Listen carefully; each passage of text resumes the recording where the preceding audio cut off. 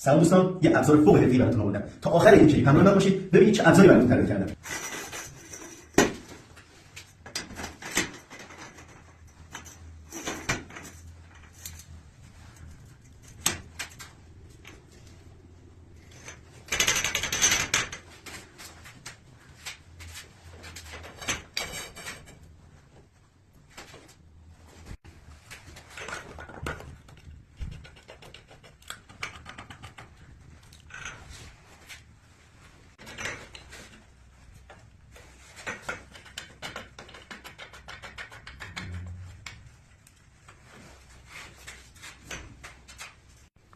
خب دوستان عزیز، این ابزاری که دیدید اسمش مینی جک پرگاریمون هستش، یعنی مینی جک پرگاریمون، و تو سریع‌ترین زمان ممکن میتونید اینو نصبش کنید تو هر جای ساختمون و تا 3 متر ارتفاع میگیره و 2 متر هم براتون بیرون به بیرون دایره، یعنی قطر دایره میزنه، یعنی از وسط دور لامپ تا بیرون دور لامپ 1 متر.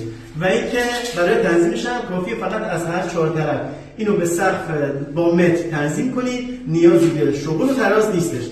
جهت استلام قیمت که با کمترین قیمت هم میخوام براتون ارسال کنم، فقط کافیه کلمه مینی جک رو همین پایین برام کامنت کنید تا براتون ارسال کنم.